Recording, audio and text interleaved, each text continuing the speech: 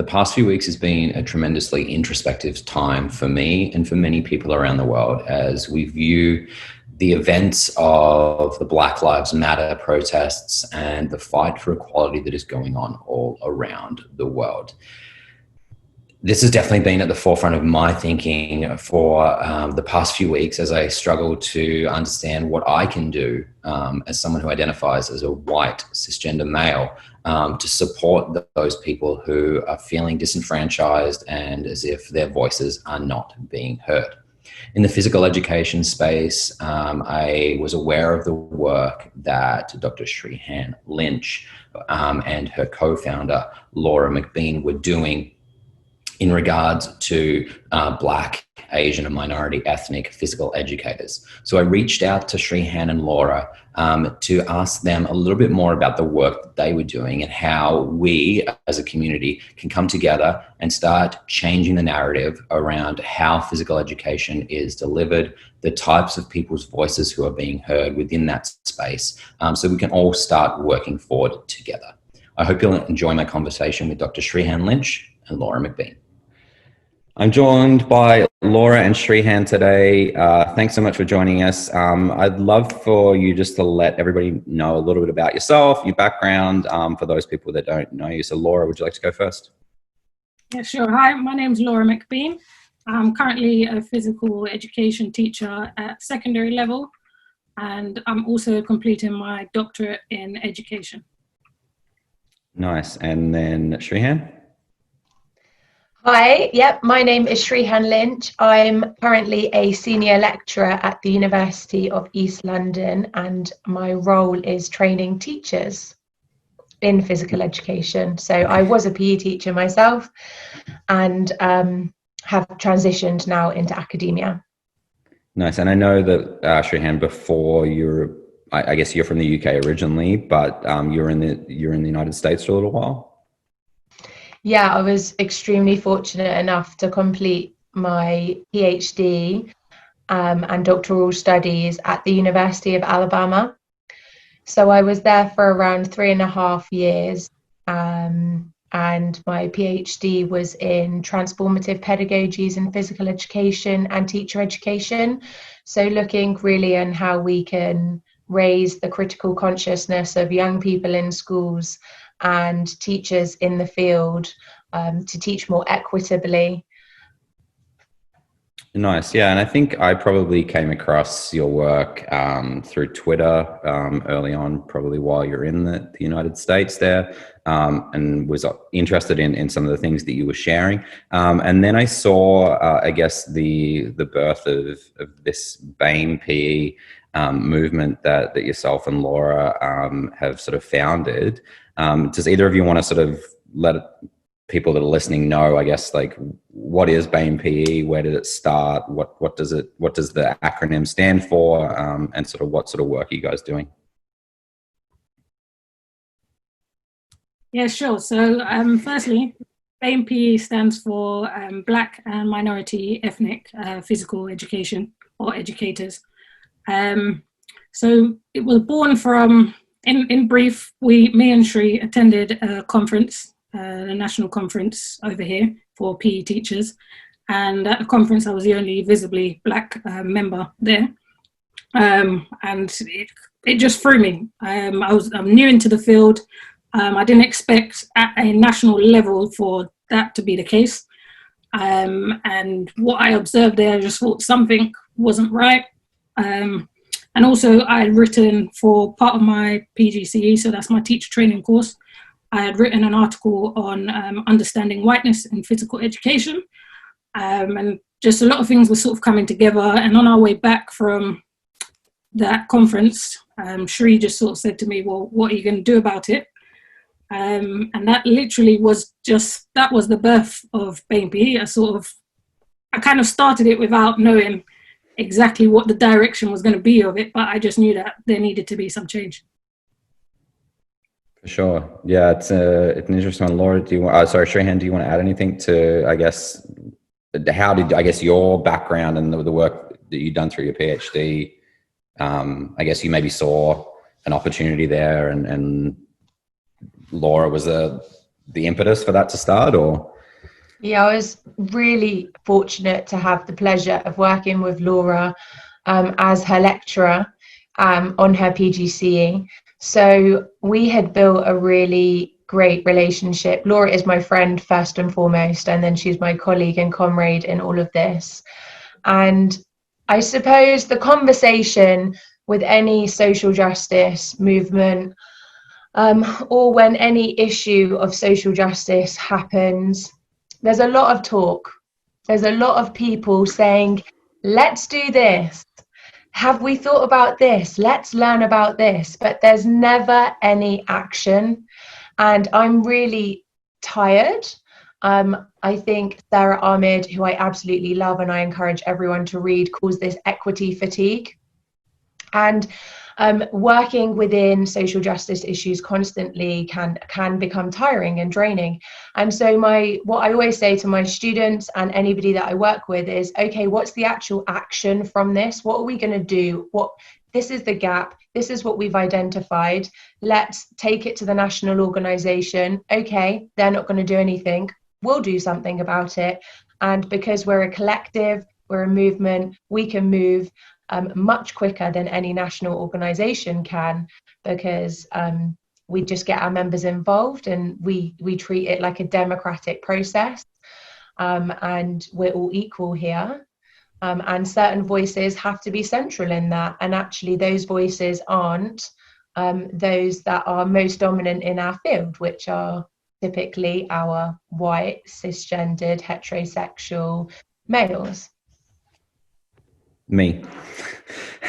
Yeah, and it's interesting because I think that, like, with all of this stuff that's, I guess, in the media right now, and I think for me it's been something that's just been in the front of my thinking for the past few weeks, and I think you hit the really important point there, is like, what now? Because we realize that, like, there's an issue, there's a problem, that this has been going on for too long, and it probably shouldn't have taken for people to become aware of it in the way that it has, because people should have been aware of it previously. But, like, I think that the big step is, okay, like, we're angry, we're upset, we're outraged, like, we want to make change, but, like, what do we actually do? How do we go about making that change? Because it is so systemic. Like, it is, like Laura talked about, like, you went to that conference, you were the only, like, person that looked like you at that conference. So, you know, why is it like that? Like, what is stopping, I guess, Black and minority ethnicity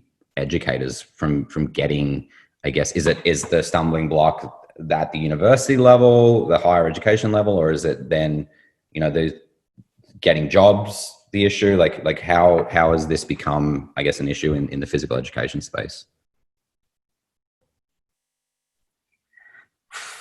That's a very big question. That's why I can't, because I think we've got problems at every single level, and I just take that from myself.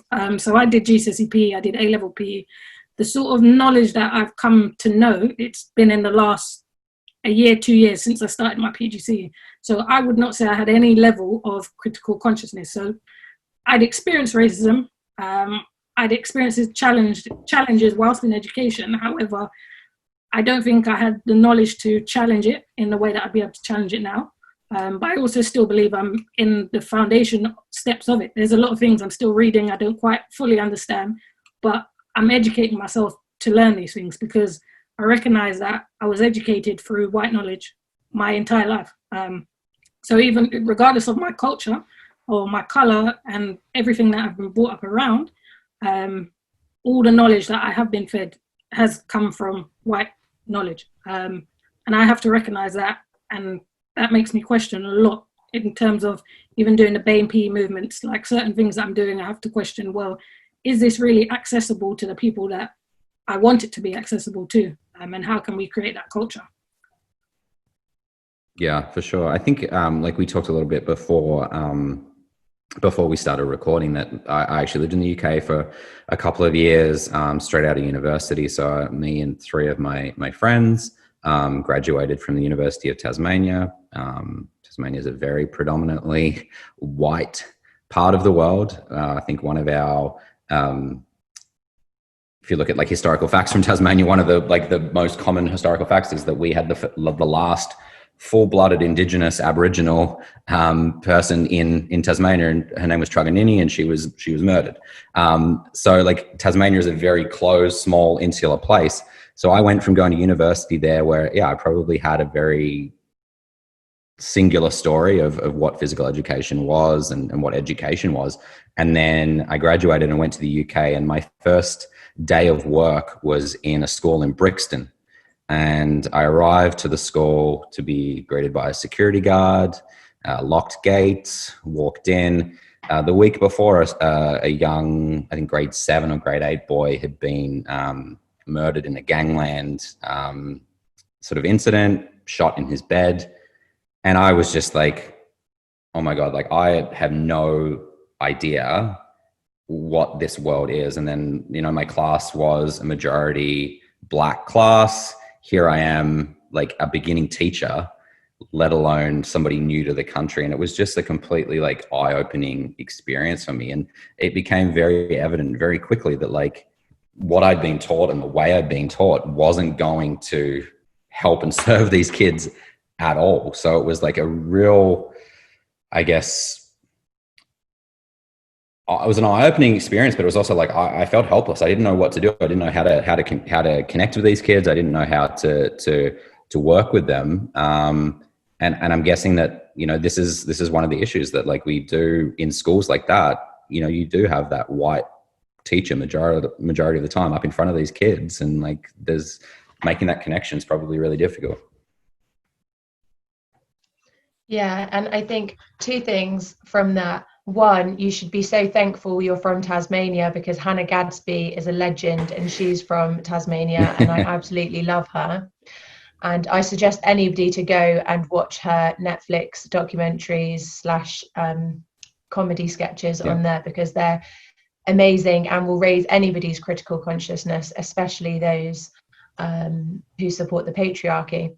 And then secondly, you raised a really good point. How do we prepare teachers to respect, value and appreciate the voices of young people, and respect that actually even as a white person you might be going into a person of colour's space, neighbourhood. We know that most people travel into neighbourhoods to go to work in that school. They have no idea the boroughs and the challenges those boroughs face in terms of social deprivation. So part of the work BAME PE has been doing is trying to look at those numbers of ethnic minority teachers, trying to send ethnic minority teachers in physical education to conferences, and supporting them in their initial stages and processes of becoming a teacher, and helping them in their journey, which is why we launched the Women Leaders series, and we have another series coming shortly, which I won't share too much information about because hopefully everybody will log in and have a look at those. But we can't generalize that this is what your experience is going to be like in this school, but we can share voices of lots and lots of different women in physical education and say, hey, this is what your experiences might be like. These are some of the people that you might learn from. So that's a little bit about our work and how we're trying to tackle those things that you were mentioning about going into different spaces. Yeah, I mean, and I guess what, like you talked about statistics around that, like, do you have any statistics around, like, probably for the UK there, like what is the I guess, breakdown in terms of that, like Black and minority ethnic people working within physical education settings in the UK?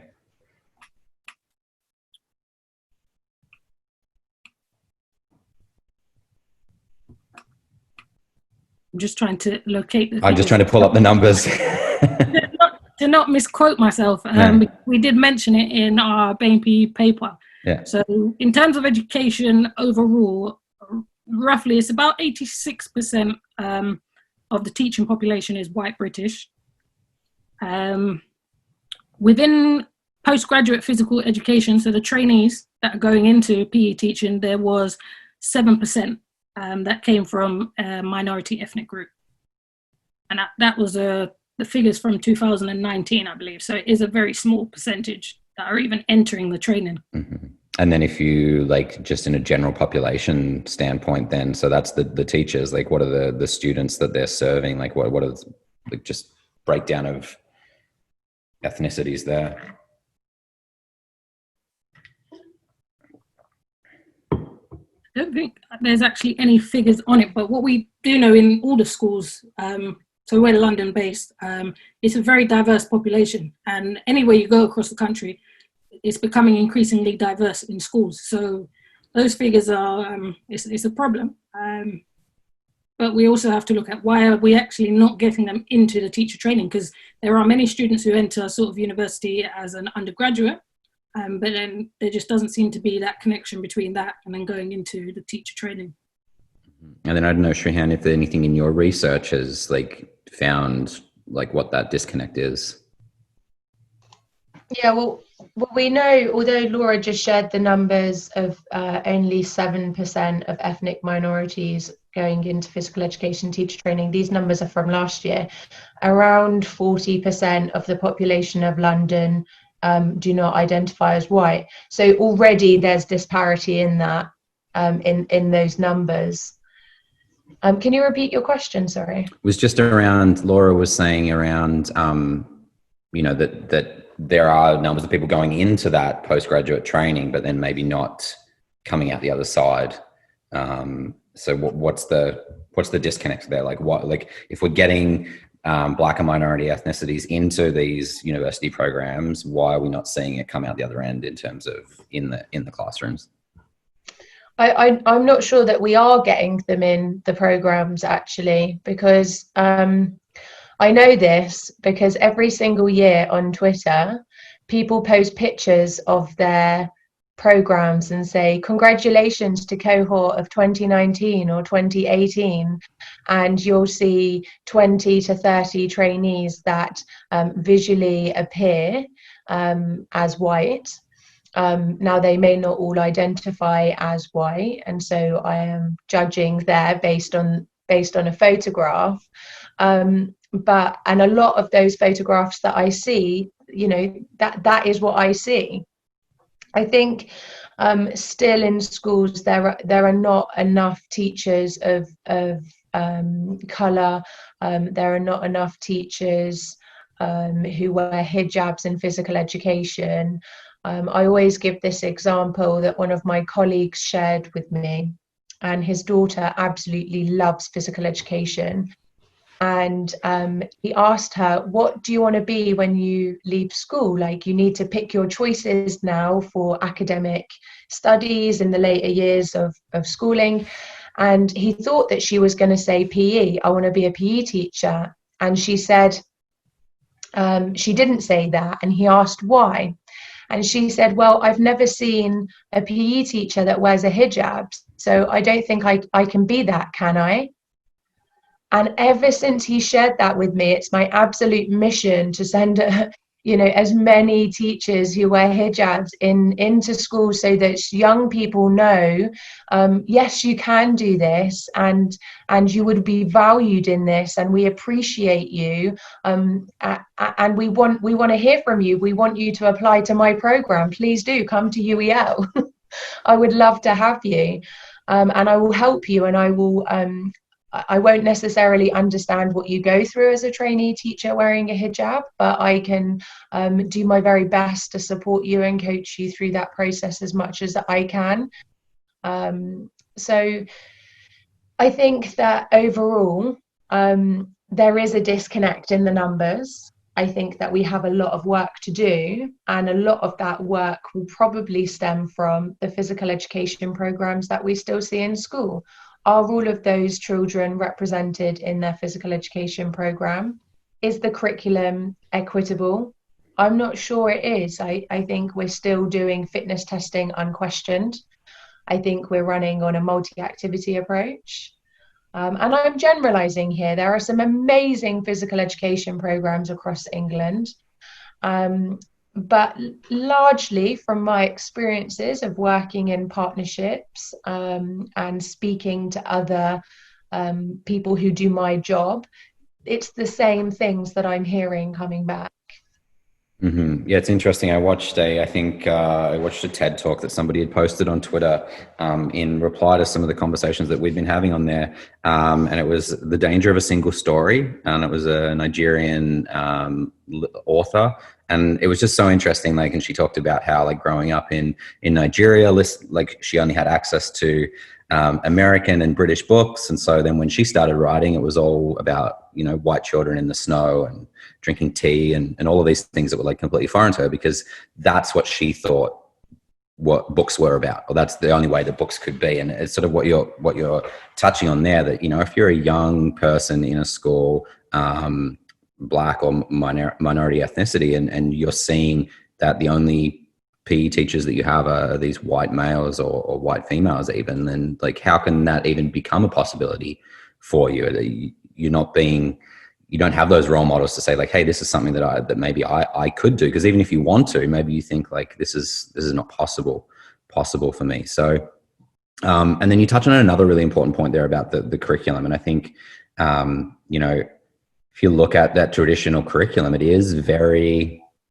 I don't know if I want to use the word colonial, but, like, it's very much like, you look at a PE curriculum in Australia, it's going to be very similar to a PE curriculum in the UK, because we're one of the colonies. Our education system is based upon the UK education system. But then we know, like you've said, the clientele or the students now, a majority or almost a majority of them don't identify as being within that ethnicity. So how do we start to shift that curriculum piece? Like, what can we be doing curriculum wise to make it more inclusive or equitable? I think for a start, because there are some people who would just say, okay, so let's look up a sport from a certain country and let's just sort of implement it, and that will be the answer to all our problems. And definitely that's not what I'd recommend, because for a start, you need to be aware of the context of your school. So have a conversation with your students. Pupil voice is very important. And that's where you're going to get the true sort of the knowledge that you need to implement something that's going to be of benefit to them, will be from them. And too often, pupils are left out of the conversation. Educators just try to implement to no success in a sort of tokenistic manner. I'm so glad you said that, because, yeah, that was, I think, a lot of things that I've seen is, you know, people say, well, I'm doing a World Games unit, and I'm going to do a game from here and a game from there and a game from, so therefore now it's inclusive. But perhaps that's just tokenistic, like you say. Like, Shrehan, do you have anything to add to, you know, how can we make the curriculum more accessible for Black and minority ethnic people? Yeah, I mean, there is amazing work and literature out there that speaks and extends this conversation.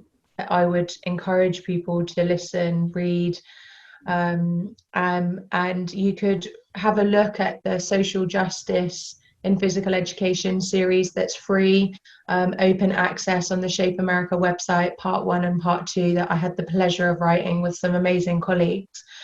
But most importantly, I think grounding your pedagogy in principles that aligns with your philosophy. So I would say I ground my work in democratic principles. My classes are always negotiated. They're always participatory. People should always feel like they have a voice. They are relational. And that means that I'm not telling them they're doing 6 weeks of football. That means that we have a discussion on what physical education is, and we find out what they want to do. And that's probably largely grounded on work by Paulo Freire, in the sense that I am knowledge sharing with students in the space of physical education, and I don't have all of the answers, because we don't even know the jobs that our young people are going to get when they leave school. They know far more than we give them credit for. They are amazing, talented, wonderful human beings, and we have to show them that and appreciate that and give them a voice to amplify that in our lessons. That's really our jobs. That's really my job as a teacher and as a teacher educator. And it's taken me a long time to get to this process. I don't think when I was a physical education teacher, I was, you know, I think I might have frowned at some of the things that I now tell teachers off for doing. But this is a journey, and it's about finding others that are also on that journey and reaching out to people like me and Laura, or reaching out to you and having these open dialogues and conversations about what is it you're doing and how are we beginning to critique our practice and how can we be better for our young people, and asking them. Mm-hmm. I love that. And I think as you were sort of explaining it, it made it like the bells are going off in my head, because this is something that I feel like I've been trying to like share with people in the physical education community for a long time. Those people that are really stuck in that, you know, well, you know, I'm a physical educator, I've got to get kids moving, I've got to get them fit, I've got to make sure that, you know, my focus is going to be, especially if you're looking in like the North American space, that a lot of physical education programs are designed to support athletic programs. So like, we're going to build a great football team, or we're going to have a great basketball team. But like for me, physical education is not that. It's what you've just spoken about. It's how do we actually engage kids in this conversation so that when they leave us, because they're only going to be with us for a short part of their life, that they have the knowledge, the skills, the attitudes, the understandings to go out and become active members of not only their community, but the wider community. There's a great quote that I use all the time, and it comes from I think it's from the UNESCO Quality Physical Education Guidelines, and it talks about physical education being the most effective means for developing like well-rounded global citizens. And it doesn't say anything about physical education as the most effective means of like creating like sports stars or extremely fit people. It talks about creating like well-rounded global citizens who can contribute to their communities. So I love that approach, and I think it's really important to have these conversations and to talk to kids about this stuff, whether they're a minority or not. I think a lot of the times we don't even engage our kids in those discussions at all. It's here's the curriculum, here's what I'm going to teach. We're doing 6 weeks of this and 6 weeks of that, and at the end of the year, we've covered everything. So I think just having that approach, whether you're working with the intention of trying to make Black and minority ethnicities more visible or not, just generally for everybody, I think that's a really great way to approach things. I think we talked earlier about, I guess, you know, you've started this BAME PE movement or collective and trying to shift things forward. And you talked about, you know, that maybe, you know, presenting it to authorities and governments, and if they're not willing to take things on board, but like, how can we take action? It's my next step. If I'm an educator in a school right now and I'm working, and, you know, I have Black and minority ethnicity students with me, like, what can I be doing, and how can I, what should I be doing? What are the first steps I should be taking?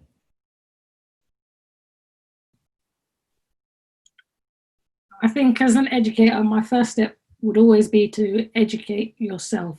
Don't rely on the children to educate you. So don't get me wrong, their voice is valued and you need to hear from them, but you need to do some work yourself. And it's not easy. Because we're restricted by the literature that we have out there in the field, because it is only coming from one type of voice. But I think we're seeing a lot more things being produced by others that are providing a different sort of narrative. I don't know, what, Shree, do you want to add something on that? The big question. Yeah, it is a big question, but it's an important question. I think that if I was a teacher in school and I didn't know where to begin, it is about finding allies and people to come on the journey with you, as I mentioned before. And, you know, I was thinking as you were chatting earlier about Miriam Wright Elderman has this saying, you can't be what you can't see. You can't be what you can't see. And so if your students can't see the different things, then provide them with those opportunities. There's lots of good literature out there where you can begin your journey, but make sure you're not asking people of colour to do the work for you. So exactly, like, I echo what Laura said, go away, do your reading, ask questions when you need to, find out the other platforms. So BAME, so we say Black, Asian, minority ethnic, or Black and minority ethnic. Find out what your those categories are in other countries. They will have groups, seek them out. They will have guidelines on how to be an ally for their groups.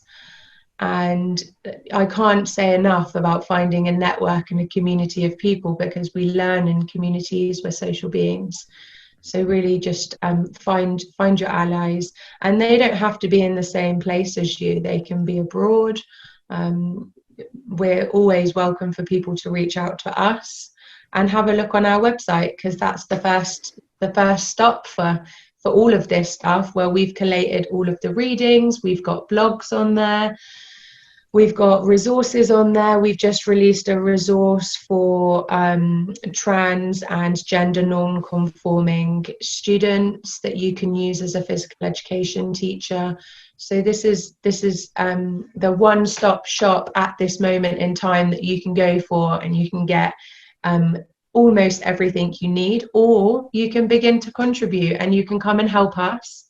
And you can volunteer. We both have full-time jobs. We do all of this stuff in our spare time. So get involved. And that's really the first step to learning. Get yourself out there.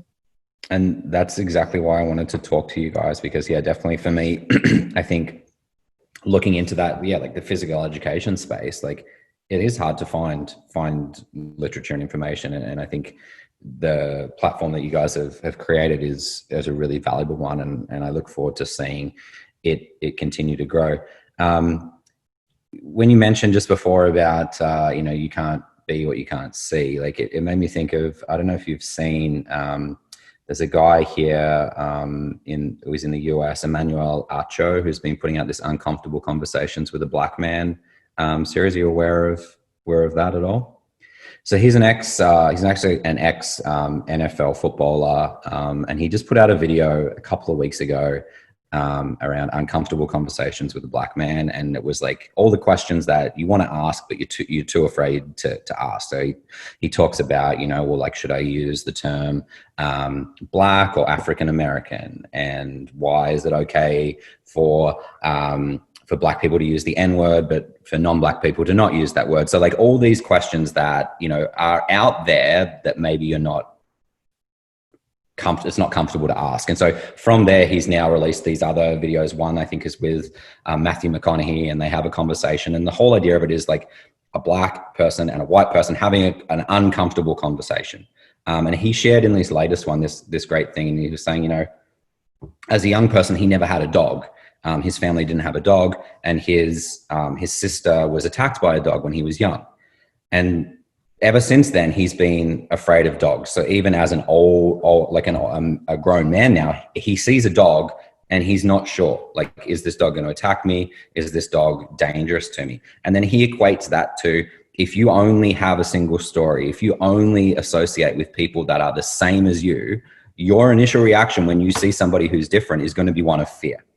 So from an early age, if you can connect with people who are different than you are and have conversations with them and understand that actually, while we may be visibly different, we're all pretty similar, like as human beings, that can help to maybe bridge that divide and bring people together and help them to understand that, we may be different and you may be experiencing a different journey on life than I am, and here's how I can help you, and here's how you can help me, and here's how we can actually work together to make the world a more equitable place. So definitely I'll shoot you the link to that after we get off, because I think he has a really great way of using these analogies to like take these really big concepts and actually put them into like really easy to digest and understand ways.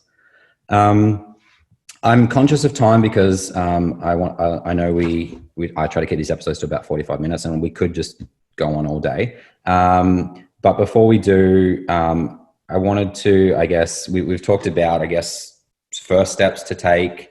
You have some other work coming up that you mentioned you didn't want to give too much away. I'm wondering if you can maybe give us a little bit of a sneak peek as what's coming down the pipe for BAME PE.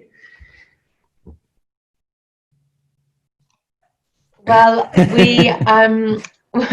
we just got off a call and we are launching a podcast which will be very different to yours, so don't worry. No, that's fine. That they will be short, very short, bite-sized conversations and critical conversations that we need to have in the field. So they'll hopefully be a starting point, and they'll be very accessible to individuals. So, you know, you might just go on a run or be driving to work and just be able to put this on and listen to it. And they'll all be around issues of fighting for justice, issues of physical education, socio-cultural issues that we have in physical education. And we're also sharing some stories. We already have our women leaders, and they come from very diverse backgrounds and share amazing stories, from infertility to being a Black woman a head of department, you know. So there's lots of different stories there to hear from, and we're also going to be releasing one shortly on men in the field, and that's all I'll say. I don't want to give too much away. No, of course. Well, thank you so much for sharing that. It does make me think, I was thinking of something earlier and I wanted to talk to you about it. I think it was probably late last year. I was invited to be one of the keynote speakers at the PE Institute in Asheville, North Carolina. Now, I'd been in 2012 as a keynote speaker, and so I'd been invited, and the email went out to everybody. Here's our lineup for the keynote speakers, and I didn't notice, but it was pointed out that all five presenters were white males, and I'm so happy that you brought that to the attention and to my attention, because it wasn't something that I noticed at all, and it really, I guess, opened my eyes, but also like it made me feel uncomfortable. I didn't know how to respond. I didn't know if I should say something. I didn't know if I would just like should be quiet and like it would go away. Like it was a real, I guess, pivotal like turning point for me, and to try to understand, okay, like, yeah, like I have this opportunity, I have this privilege, I have this, you know, this platform, but what could I be doing to like use that to help people, or like what should I be doing in those situations? I don't know if you want to speak to that a little bit, Shrehan. Yeah, well, that's another thing that we're doing, is we're going to have a speakers page so that we can direct people to it, because this is a real issue. I always call it out. I'm sorry if that was me and I made you feel uncomfortable, but we have to feel uncomfortable. And we have to remember that certain people's knowledge have been really valued in this field for a very long time. And it's time to give space to other individuals. And that means that we have to say no. And that means we have to say, no, I'm not going to do this, and I'm not going to be on this panel. And these are some of the people that you might want to look for, because actually we haven't heard from them before, and we need to make space for these people to be heard from. So it takes a lot for people to do that, but that's what a real ally would do. And actually conference organizers should be asking themselves these questions. If they're powerful enough to create a conference, they should be powerful enough to put themselves in check Check there's a checklist on the BAME Ed network website, which is brilliant, that any conference organizer can go to. And it will ask, is this conference accessible? Are you paying your speakers? Are your speakers, are they all white? It asks all of these different types of questions. Is there a space for women to breastfeed? There are all these different things and types of questions that we have to ask. And unfortunately, many of the conferences in physical education are wildly inaccessible. And that is something that has to change. And both Laura and I did it when I was in the States calling Shape Out. I wrote many blogs about my conferences and experiences there. And Laura did the same when she attended the AVPE National Conference. So these people that run these conferences really have to ensure that they're providing an equitable experience for all people to access the conference, and that's bigger than just speakers coming. It's every single factor of oppression. Yeah, and then like when I say that made me feel uncomfortable, I think like that's a good thing. I think it's a good thing that it made me feel uncomfortable because I wasn't aware. I was blind to that. I was just happy that I was invited to go and do it. But then when I saw that, I started to think hey, this isn't right. And I don't think it was done from, Artie, who organized that conference, would identify as a minority ethnicity. So it was an interesting thing. But since then, it's definitely opened up my eyes. And even trying to do things like this podcast, I looked back and I was like, all right, I've got so many men on this podcast. I need to make sure that I'm opening it up and getting some variety of stories as well, because it's really easy, I think, to fall into that trap, but actually being able to step back and say hey, no, this is not okay. We need to be hearing these other stories. We need to be giving other people an opportunity to share their story, because the stories are so powerful and the stories are so important for us to hear. So I want to thank both of you and everybody else who's involved in the BAME PE network for starting this movement and growing this movement. And I'm so excited to see where it goes. I'm following along all the time. Every time something new comes out, I'm checking it out and watching your videos and reading your blog posts. So thank you so much. You've sort of talked about the blog. So people who are looking for that, I think it's bamepe.wordpress.com. Is that correct? And then you have your social media accounts there. If you're watching the video of this, I guess you'll be able to see their social media handles there. But so Laura is at McBean PE, and then Shrehan is at Dr. Lynch PE. So you can definitely reach out to them through those social media channels as well. Before we wrap it up, I want to just give you an opportunity for any last words, anything that you think people need to hear or should hear, or anything that you think that I need to hear.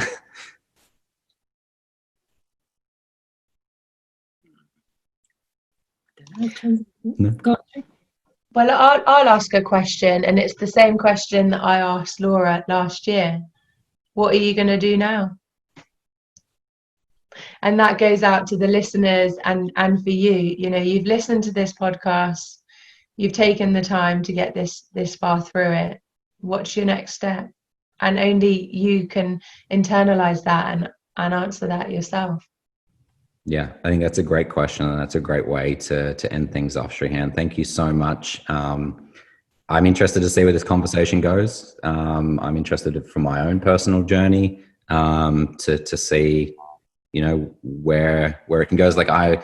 Myself and my wife have been we spend most of our evenings we have two young girls. We have a 3-year-old and a 1-year-old. I'm surrounded by women in my house, and the conversations that we've been having over the past few evenings around how are we gonna raise these girls to be strong women who stand up for what's right and who have a real strong voice in social justice. So it's something that I'm committed to learning more about and to finding ways that I can be an ally and that I can help. So thank you again so much for spending this time with me, and I look forward to continuing the conversation with you and everybody else as we move forward.